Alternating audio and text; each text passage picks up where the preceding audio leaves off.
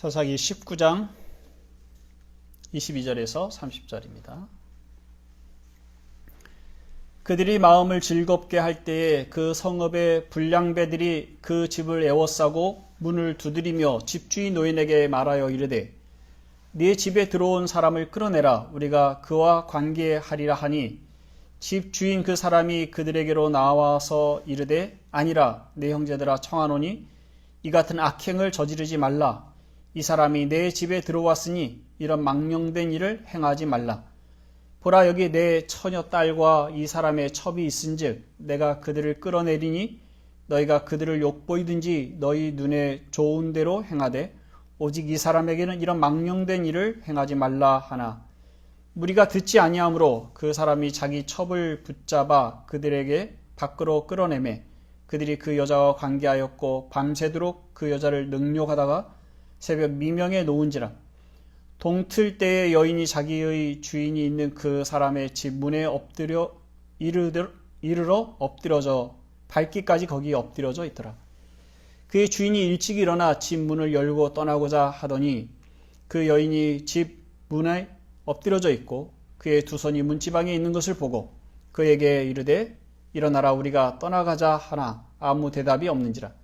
이에 그의 시체를 나귀에 싣고 행하여 자기 곳에 돌아가서 그 집에 이르러서는 칼을 가지고 자기 첩의 시체를 거두어 그 마디를 찍어 12덩이에 나누고 그것을 이스라엘 사방에 두루 보내매 그것을 보는 자가 다 이르되 이스라엘 자손이 애굽 땅에서 올라온 날부터 오늘까지 이런 일은 일어나지도 아니하였고 보지도 못하였도다. 이 일을 생각하고 상의한 후에 말하자 하니라. 아멘. 아이들이 함께 있는 자리에서 이 말씀을 읽기가 여간 거북한 것이 아닙니다. 어른들도 마찬가지죠. 그러니까 성경에 기록된 이야기 중에서 이처럼 잔혹한 이야기는 다시 없을 것 같습니다. 19장의 사건은 아마 그것이 알고 싶다나 PD수첩에 나올 만한 그런 이야기죠. 아마 더 심각한 것 같습니다. 이 일반 사회에서 일어난 일이라고 해도 당황스러운데 하나님의 백성 중에서 일어난 일이라고 생각하면 황당하기 그지없습니다. 신문 일면 기사에 토막 시신 배달 이런 제목으로 기사가 날 만한 그런 내용입니다. 토막난 시신의 일부를 받아든 사람들은 굉장히 놀랐을 겁니다. 그들이 이렇게 말하는데요. 애굽 땅에서 올라온 날부터 오늘까지 이런 일은 일어나지 아니하였고 보지도 못하였다. 경험하기가 어려운 일이죠. 이스라엘 자손이 이 일을 어떻게 해야 할지 모여서 상의한 내용이 이제 20장 그리고 21장에 이어져서 나옵니다. 오늘은 19장의 사건을 되짚어보고 그들의 문제가 무엇이었는지 좀 살펴보겠습니다. 앞서 본 것처럼 17장, 18장은 종교적인 면에서 타락을 보여줬습니다. 그리고 19장 그리고 21장까지는 이제 사회적인 타락, 윤리적인 타락을 보여주고 있습니다. 종교적인 타락과 사회의 윤리적인 타락은 같이 갑니다. 종교적인 타락이 있고 사회적인 타락이 있습니다. 사회는 언제라도 사실은 타락한 면을 가지고 있습니다. 어느 시대나. 그런데 그 시대의 종교의 타락이 그 사회가 얼마나 부패하였는지를 보여주는 척도가 될 것입니다. 종교가 타락했다는 것은 그 사회의 전반적인 타락이 있다는 얘기일 겁니다. 사건의 전말은 이렇습니다. 1절, 2절이 이렇게 시작이 되는데요. 19장 1절, 2절에 이스라엘의 왕이 없을 그때에 에브라임 산지 구석에 거류하는 어떤 레위 사람이 유다 베들레헴에서 첩을 맞이하였더니 그 첩이 행음하고 남편을 떠나 유다 베들레헴 그의 아버지의 집에 돌아가서 거기서 넉 달 동안을 지내매 에브라임 산지 구석에 사는 한 레위인이 유다 베들레헴에서 여인을 자기 첩으로 맞이합니다. 그러니까 그 지리적인 배경이 에브라임 산지 구석에 사는 레위인, 그리고 유다 베들레헴에서 나온 첩. 이거는 17장에서 이미 봤던 그 미가와 관계가 있는데요. 미가의 거주지가 에브라임 산지입니다. 그리고 그 사람의 집에 온 그 레위 청년, 제사장이 된 레위 청년이 나온 것이 유다 베들레헴이죠.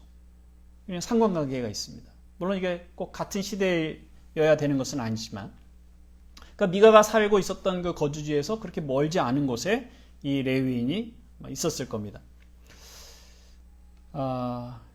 이 사람이 에브라임 산지의 사람이라는 것, 그리고 미가가 에브라임 산지에 살았다는 그걸 볼 때 에브라임 산지가, 에브라임에 살고 있는 이 지파들이 이 종교적으로 뿐만 아니라 윤리적으로 타락했다라는 것을 보여주려고 하는 것 같습니다.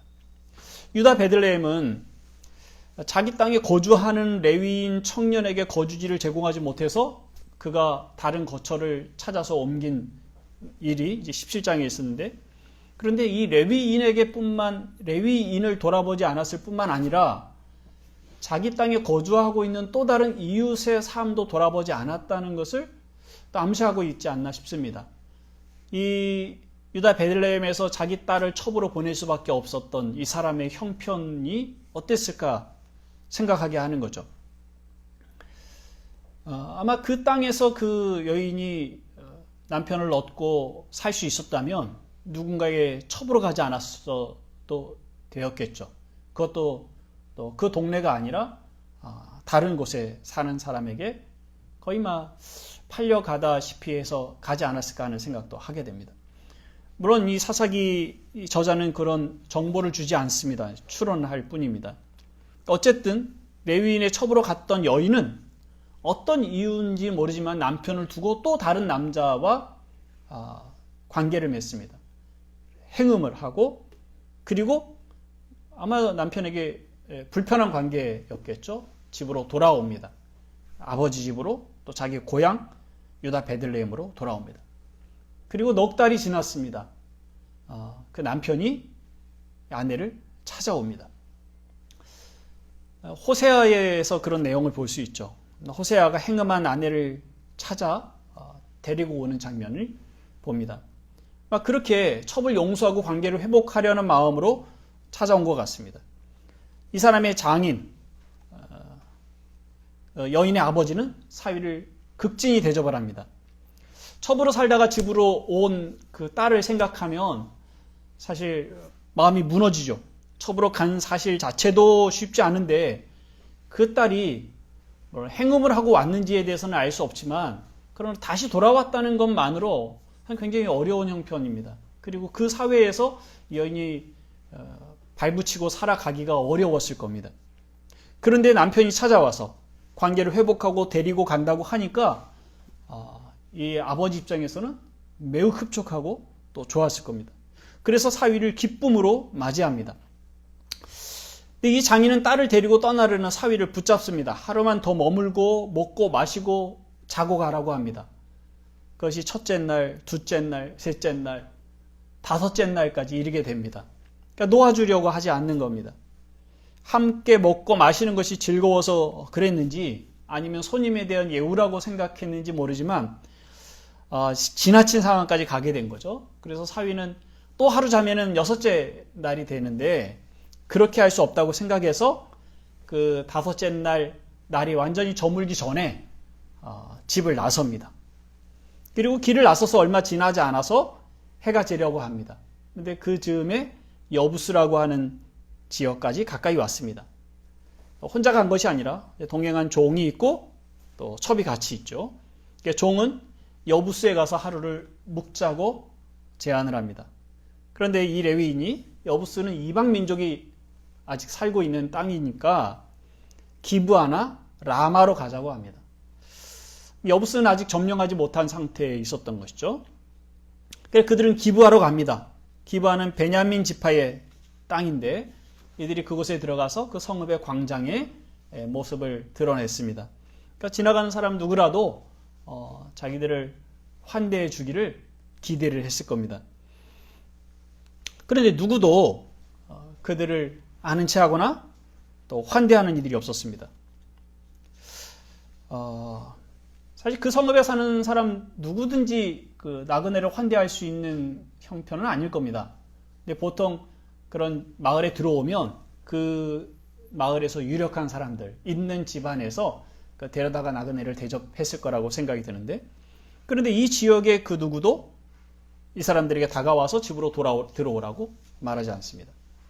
해가 거의 저물어서 한 노인이 밭에서 일하다가 돌아오는 길에 이 일행을 보고 집으로 초대를 합니다. 이 노인은 에브라임 산지 사람입니다. 자주 듣는 지명이죠. 이 사람이 나온, 이 레위인이 왔던 곳이 바로 에브라임 구석이라고 했습니다. 자기 동양 사람인 거죠. 이 노인도 뭐 왜 여기 와서 살게 됐는지는 모르겠습니다. 그런데 어쨌든 자기가 살던 에브라임을 떠나서 베냐민 지파 속에 나그네로 살아가고 있습니다. 어쨌든 정착을 한 것 같아요. 그래서 나그네의 마음을 누구보다도 잘 알기 때문에 그냥 지나칠 수가 없어서 이 사람을 맞이했을지도 모르겠습니다. 어쨌든 그들이 노인의 집으로 들어가서 먹고 쉬고 있을 때 동네의 불량배들이 집을 에워쌌습니다. 그들은 문을 두드리며 집에 들어온 사람을 내놓으라고 합니다. 그냥 두드린다는 것이 그냥 똑똑똑 하는 정도가 아니라 쾅쾅쾅 문을 흔들고 문짝을 떼내서 들어갈 정도의 그 위협을 보이고 있는 겁니다. 그들은 남자를 요구합니다. 그 남자를 내놓으라고. 노인이 만류하지만 밖에 있는 사람들이 듣지 않고 거세게 위협을 합니다. 그러니까 집 주인이 하는 말이, 내게 아직 결혼하지 않은 딸이 있는데 내 딸을 내놓겠다. 혹은 이 레위인의 첩이 같이 왔는데 그 첩을 주겠다. 그러니 이 남자는 가만두라. 그렇게 요구를 하지만 그들이 듣지 않습니다. 그 상황을 지켜보고 있던 레위인이 온 가족 전체가 위기를 느끼는 그런 상황이기 때문에 자기가 자진해서 자기의 첩을 밖으로 내놓습니다. 이 불량배들이 여인을 밤새 괴롭게 하고 새벽이 될 때 보내주었습니다. 여인은 겨우 집까지 왔지만 들어오지도 못하고 집 앞에서 쓰러집니다. 날이 밝아 집을 떠나려던 레위인이 문간에 쓰러져 있던 여인을 보고 일어나 가자 합니다. 근데 여인은 이미 죽어 있습니다. 레위인은 여인의 시체를 나귀에 싣고 집으로 돌아왔습니다. 그리고 그 여인의 시신을 12조각 내서 설명서와 함께 그것을 이스라엘 사방으로 보냅니다. 레위인이 행한 일은 사람들을 자극하기에 충분합니다. 이런 식으로 하지 않으면 안 되겠다 생각을 했겠죠. 그 안에 분노가 그랬을 것이고, 그리고 그 사회가 그냥 단지 말로만 표현해서는 사람들이 움직이지 않을 거라는 그런 생각 때문이었을지도 모르겠습니다. 어쨌든 그의 이 행위는, 그가 보낸 그 소포는 사람들을 자극했습니다. 시신 일부를 받아든 사람들은 분노했고, 또 그들이 이 일을 어떻게 해야 할지 모여서 의논하자고 하는 것이 19장의 마무리에 있는 내용입니다. 어떻게 진행되는지는 이제 다음 주에 우리가 살펴보겠습니다. 19장은 이렇게 시작하죠. 19장 1절에 이스라엘에 왕이 없을 그때에, 왕이 없는 민족, 진정한 통치자가 없을 때 사람들이 얼마나 타락할 수 있는지를 보여주고 있는 내용입니다. 그래서 우리가 앞서 말씀드렸던 것처럼 왕을 기다리는 사람들이 되는 거죠. 왕이 필요하다는 것을 이 사건들을 통해서 고백하고 있는 겁니다. 이 사건을 보면서 많은 사람들이 여기에 담겨져 있는 죄가 어떤 것인지를 찾습니다. 여인의 입장에서 보기도 하고, 성별과 상관없이 또 찾아보기도 합니다. 저도 죄의 목록을 3가지 정도만 얘기를 하려고 합니다.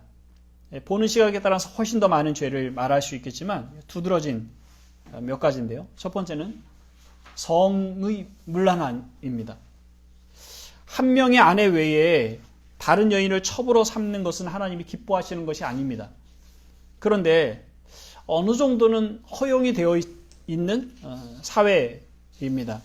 왜냐하면 아브라함도 사라가 죽은 이후에 첩을 얻었고, 야곱은 4명의 아내가 있었습니다. 그러니까 이들이 아브라함과 야곱의 후손들이니까 아마 그것을 쫓아갈 수 있다고 생각됩니다. 이 레위인이 유다 지파의 여인을 첩으로 삼는 것 자체가 당시의 상황에서 크게 문제되지 않을 수 있습니다.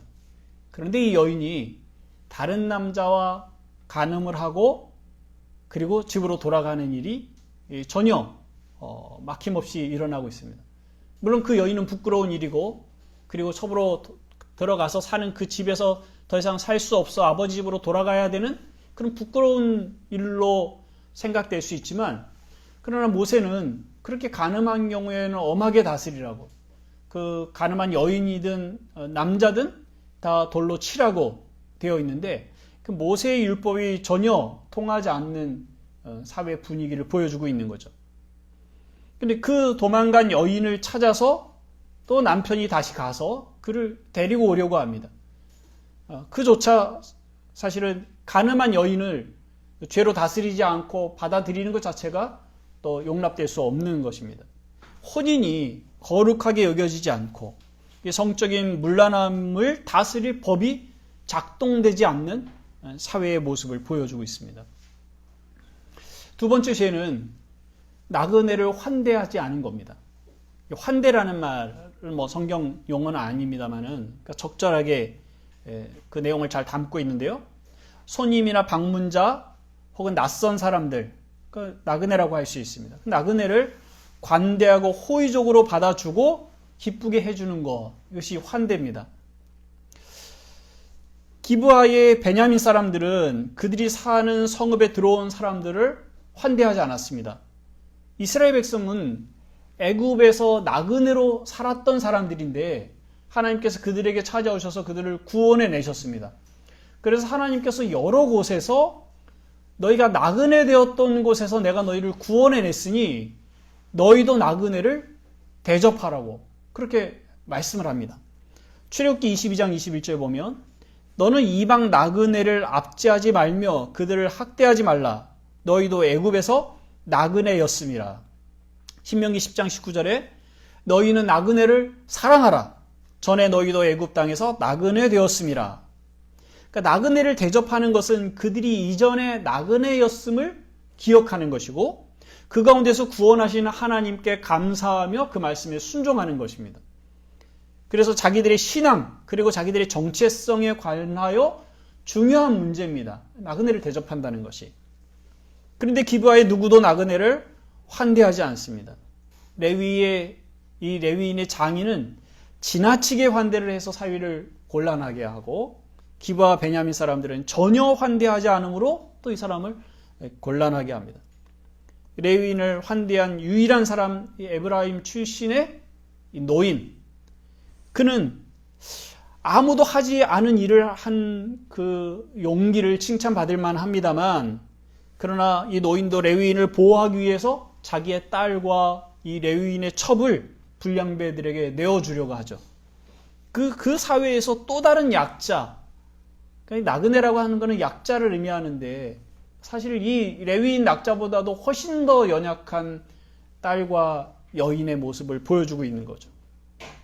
그 딸과 여인을 보호하기까지는 아직 그의 가치관과 용기가 서 있지 않은 그런 모습이 보여집니다. 세 번째 제목은 폭력입니다. 좀 더 구체적으로 얘기한다면 성폭력, 집단 성폭력이라고 할 수 있습니다. 분명히 불량배들이 요구한 것은 남자였고 남자에게 성폭력을 행사하려고 했습니다. 그것이 마음대로 되지 않아서 여인을 괴롭히고 죽음에 이르게 합니다. 환대하지는 못할 망정 나그네를 학대하기까지 한 것이죠. 노인이 자기의 딸과 레위인의 첩을 내주겠다고 한 것으로 보아서 이 불량배들의 행위가 한두 번 있었던 것이 아니라는 생각을 합니다. 성읍에 들어온 어떤 사람들이 이런 일을 겪었을지도 모릅니다. 그래서 그것을 겪었던 사람들이 누구든 내 집에 데리고 들어오면 이런 일에 연루되겠구나 하는 생각 때문에 아마 이 레위인을 환대하지 않았을지도 모르겠습니다. 충분히 생각할 수 있는 일이죠. 지금 이 사회가 동성애를 인정하는 사회였다 이렇게 생각할 필요는 없습니다. 이들이 불량배였다고 분명히 말하고 있습니다. 무가치한 사람들. 그렇게 표현할 수 있는 거예요. 하지만 베냐민 지파, 이 불량배들을 포함하고 있는 베냐민 지파가 이 문제를 해결할 마음도 가지고 있지 않았습니다. 10장 가서 보게 되는데 이스라엘 지파가 모여서 베냐민 지파에게 이 기브아에 있는 이 불량한 사람들을 내놓으라고 요청을 합니다. 그럴 때 베냐민이 사람들을 모아 이스라엘 지파 전체를 대항해서 싸울 준비를 합니다. 내주지 않겠다는 거죠. 우리 식구라는 그런 의미가 담겨져 있습니다. 이들 안에 있는 불량배를 해결할 마음이 전혀 없습니다. 그걸 봐서는 이 베냐민 지파도 이 불량배와 못지않게 강팍한 마음을 가지고 있었다고 생각할 수 있습니다.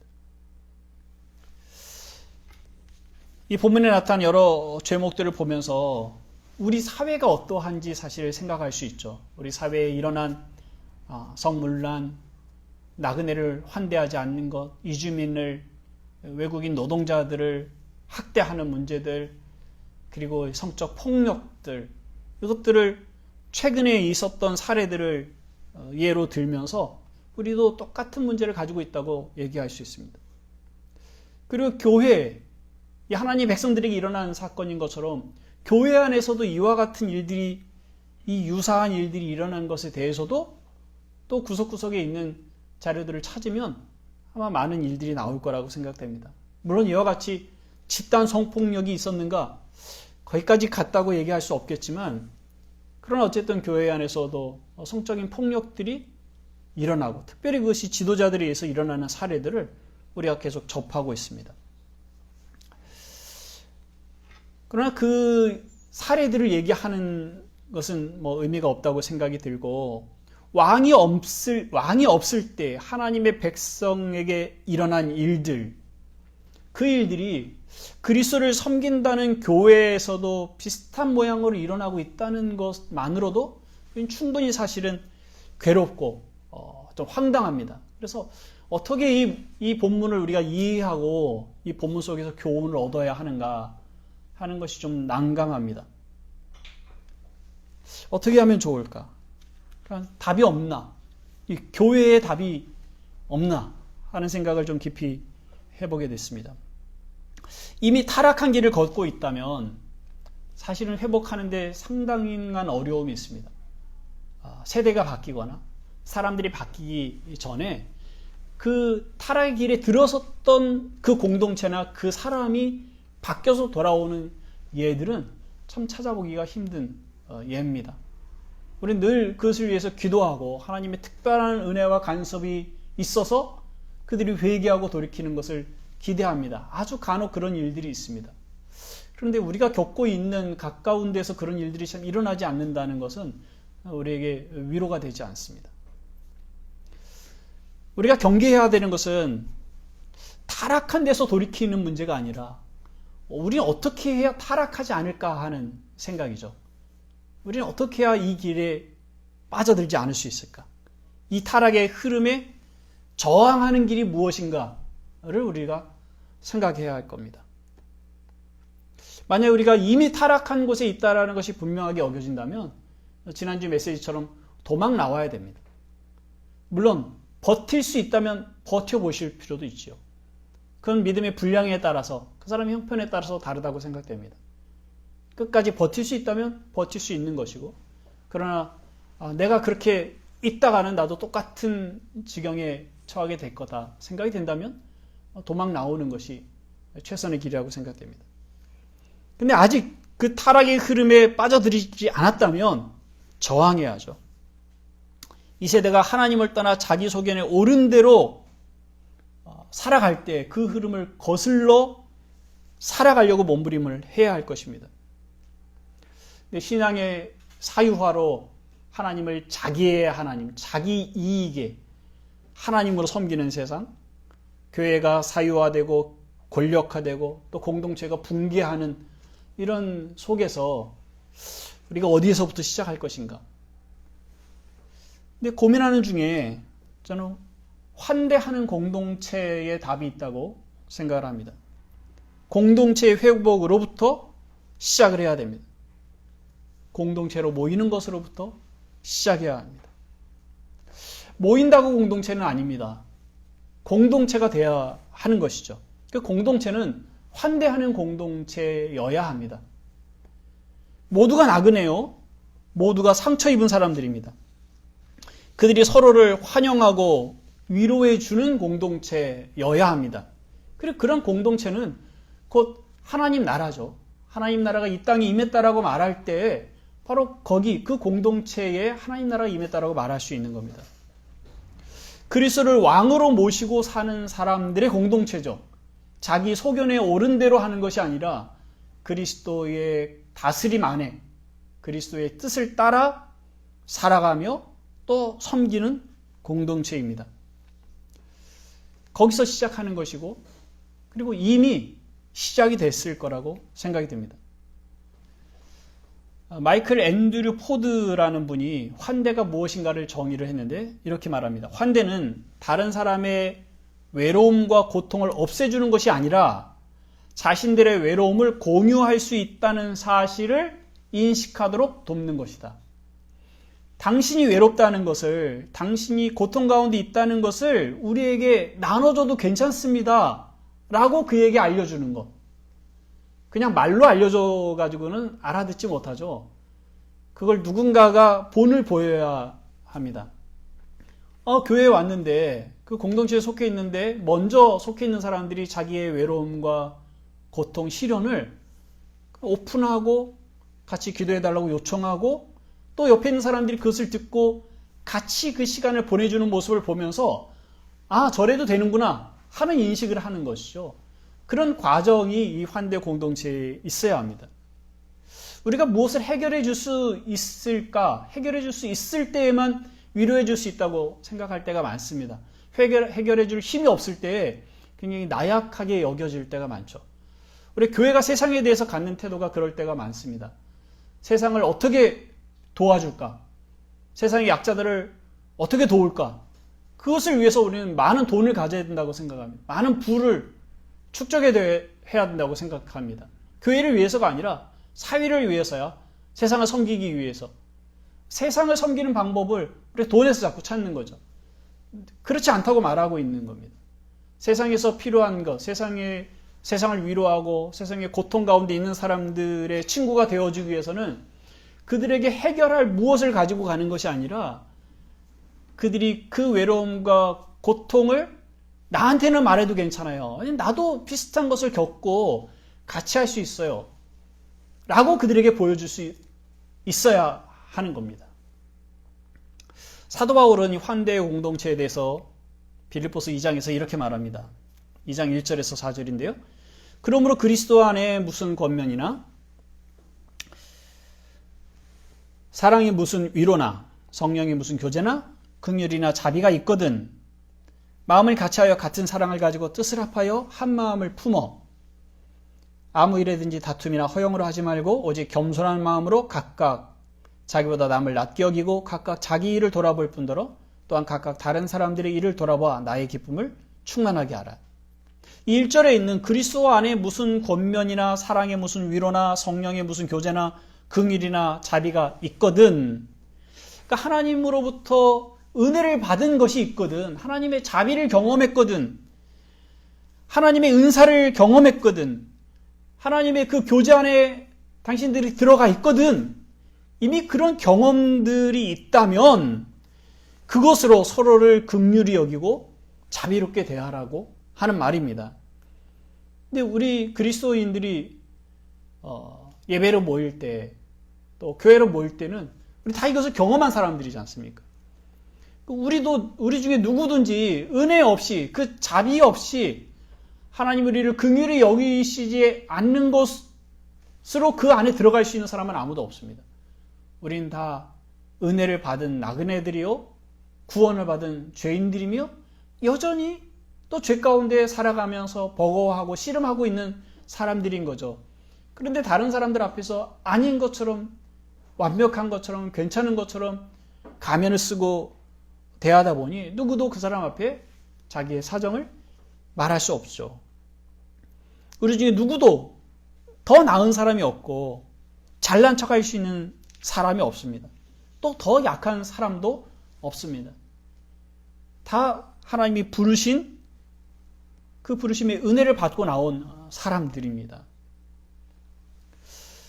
이 본문을 붙들고 씨름을 할 때 그 새 왕 이야기로 유명한 진 에드워드의 글을 읽었습니다. 그러니까 교회에 관한 그의 생각에 모두 동의할 수는 없는데 그러니까 통찰을 주는 글이었습니다. 그러니까 지속 가능한 공동체가 되려면 실패를 인정해야 한다 이렇게 말합니다. 그러니까 가정교회에 관련된 글을 썼는데 많은 사람들이 가정교회를 하겠다고 좀 더 건강한 교회 혹은 초대교회와 같은 교회로 돌아가겠다고 가정교회들을 많이 시도한다고 합니다. 그런데 그 교회들 중에 몇 년을 지속하는 교회들이 없다는 거예요.